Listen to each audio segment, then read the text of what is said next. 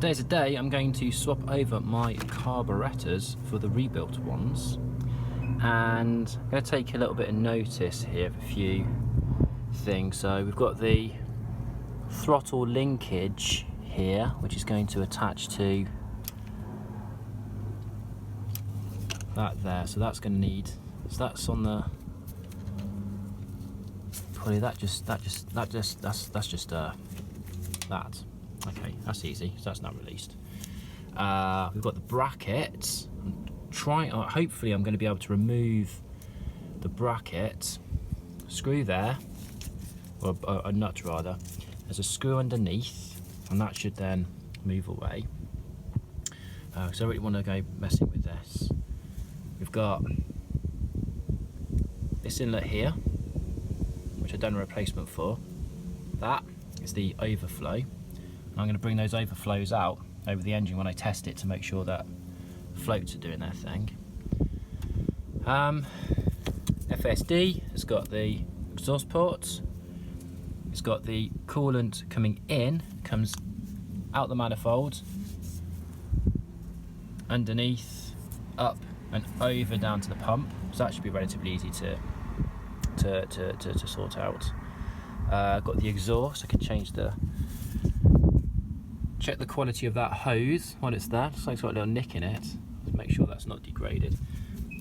Breather pipes. I think I'll remove the breathers. That's that on that side. On the other side, again, we've got the overflow hose, and we've got the inlet there with some little clips on it, so it should be fairly straightforward to remove. Yeah, and then the screws, it should actually just withdraw, so very straightforward, hopefully. See how I get on. Okay, so start with the easy stuff first. I've removed the exhaust from the FASD, removed the coolant hoses, which are just tucked away. That's the inlet there for the fuel air mixture that the FASD pumps into the manifold. So I think the next thing I'm going to do is I'm going to remove the petrol here. So I've got a clip there. Just take note where those go. Got that there. I've got this there. Right, I don't believe that this is related to me removing any pipes, hoses and things. That's dry. That is petrol down there. That, this is that's a little bit of a concern. That, I wonder where that's coming from. So, hoses are disconnected. The units are disconnected from each other. So I think now it's time to try to remove them from the car. I think I'll start with this one. Some hours later, I'm still trying to remove this carburetor. There's a nut there. I can't get purchase on it at all. I don't want to remove the fuel rail in the way. Spanners won't fit over the top.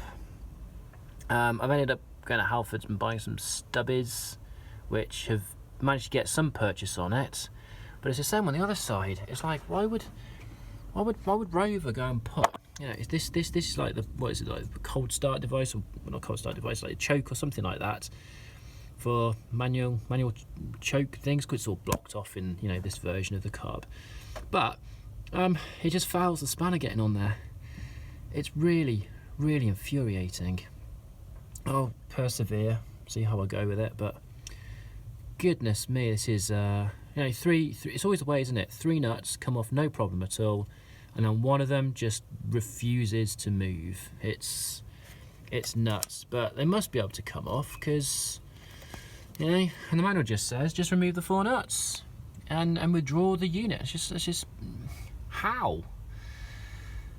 Anyway, right, I'll carry on, see how I do with it. So, I actually made some pretty good progress with these carbs. Managed to get these difficult nuts off. There's a combination, so My friend's gone now. He had a metric socket, which obviously, like, you know, like using 30mm, it's good, but it's not good enough. But of course, getting purchased was really difficult. Now on Facebook, somebody said, why not use a bike ratchet or bike spanner, which obviously is a little bit smaller in terms of head, but obviously it won't fit. So I ended up taking a hammer to it, obviously not on my nice stone, rather more on the pavement outside, but giving it a good hammer to close and pinch this up to get enough purchase on it just to get those nuts loose. And then once it was loose enough, you could use a combination of anything really. Turns out the imperial sort of round-headed sort of spannery part would fit over generally nicely enough, but would get fouled by everything else that's in the way, which then led me to having to remove rockers, which then led me to discover, I mean, I hadn't really removed this side before, but everything's incredibly dirty inside. It's not looking particularly great. Going to change the gaskets though, give things a bit of a clean, the inside of the rocker covers. But as things stand at the moment, we've got carbs on, new carbs, very happy. This bracket, so what happened, I ended up putting this on as it was, forgot about the bracket, so I took the front plate off. This is why there's a new gasket on there. Naturally it wouldn't come apart, so I had to give a bit of percussive persuasion. New gasket, that's on there now, which is fab. So the next job I'm going to do is I'm going to clean the inside of these rocker covers, get as much of the horrible gunk out as I possibly can, and then put new gaskets, these rubbery things that I've got. What have I got? Yeah, so look, there's the old gasket, which isn't too bad a condition, although the cork's gone over there. I mean, you get oil leaks, don't you, with SD1s and the old Rover V8.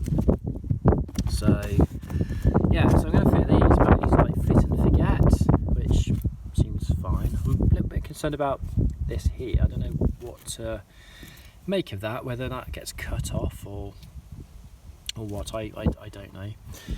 And if anyone's thinking about stealing things, my car boot isn't usually full of tools, so I think needless to say, my engine needs a good degreasing. Nice and oily, which is good, so it's getting oiled in there, but gosh, there's some deposits. I'll scoop some of these out, so, you know, make a little bit of a difference, I suppose. I'm going to clean the inside of the rocker covers, which looks like that. Considering the state that these were in, absolutely caked in grease, they've come up quite well. Not done too bad a job. Managed to get any remnants of gasket off them. So they're now going to go in the car. Right, I've got one of the gaskets on. Now I've bought these, which people have been raving about. And the rocker cover sits in the lip, so hopefully provides a pretty good seal against the face. I've diggled some of the worst of the sludge out of this, so I mean, to all intents and purposes, it looks reasonable in there. So I'm going to clean that plate up. Clean the face off. Pop this in, get that rocker cover on, and do things up. So what I've found with these rubber gaskets is it's best to get one of the pieces sort of homed, let's say. With the cork one, you glue it to the inside of the cover. So once you've done that, and then using a small screwdriver, you can then guide the next piece, because you need to have the lip on the outside, which then gives you an opportunity to get another screw in, and then you can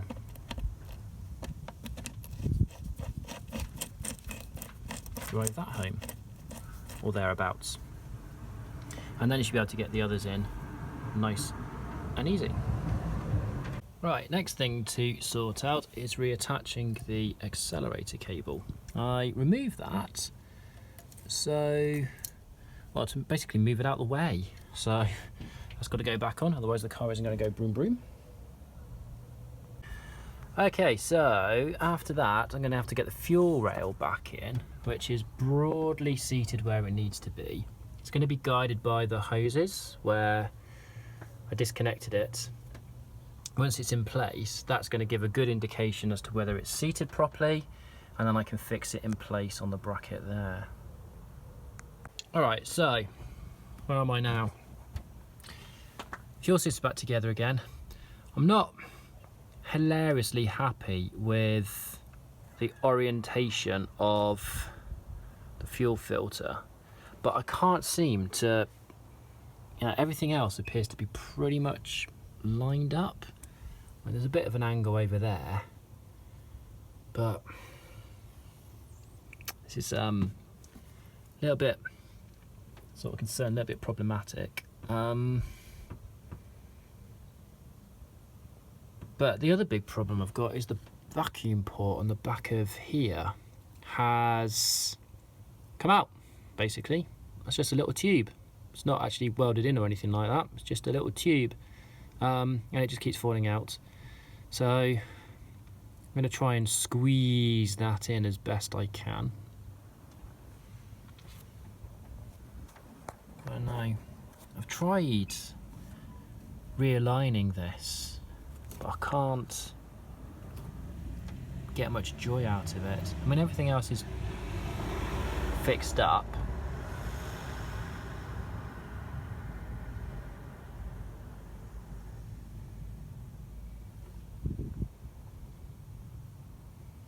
I might have a little play with it.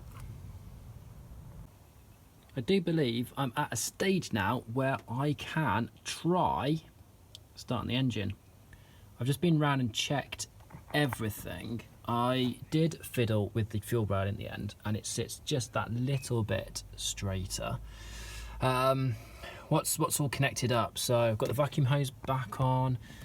I've done the fuel meter up. I was thinking actually I might buy a replacement fuel rail. Rumors do them and just bypass the fuel meter because it doesn't actually do anything. I've cut a new piece of hose for the FASD. This now sits quite flush. The old hose, you've got to watch out for this hose, because it does, I mean, this will come with a Stanley knife, and it will deform over time. But obviously fuel air is going into it, you want that rammed right up against the inlet manifold, and the best thing to do is just use a hacksaw. So I've done that. That port was cured with some thread lock, so that's been thread locked into place. I tried pulling out a port from other carburetors that I have, and wouldn't move. So that's just got to be a fault with these carbs. Maybe that's why this car was, the car that came off was sort of dismantled or something. Anyway, it's all there. Hoses are on, the clips are in place. Maybe top up the coolant. The fuel drains are, so I was going to get some little bottles to put this into. So if the fuel was to overspill, at least it's going to drain safely into a bottle or something like that. So I'm going to get some. I've got some bottles, and I will tape them to the drains, make sure they're not overfueling. Got to put the linkages in place, haven't I? Got to put that bar in place, because I will just fire it up and just see if the engine will run. That's what I really want to see. Will it just run? And then there's tuning to do, and tuning can take place tomorrow. So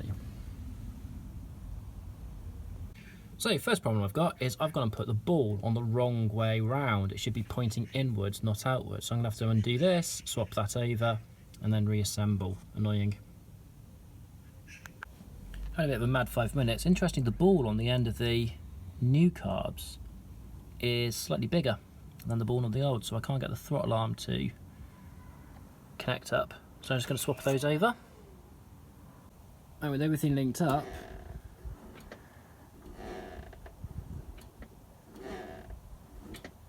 you can feel that.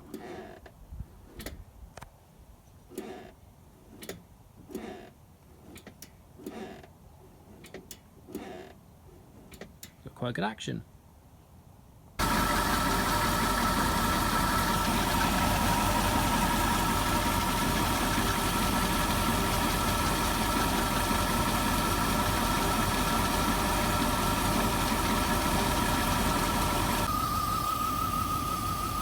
Well, after some pumping and running of the throttle, the car's running and started no problem. I've got a drain there, which is fine. Can't see any fuel.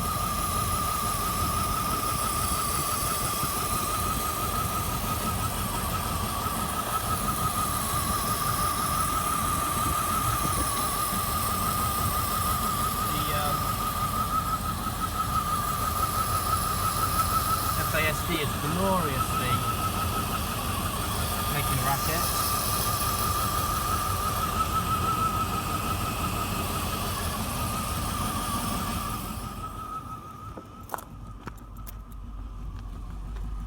That's clean exhaust.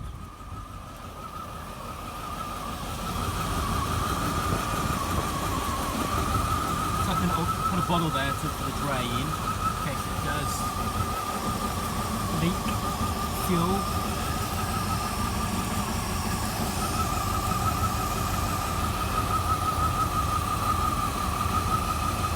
All the connections are good.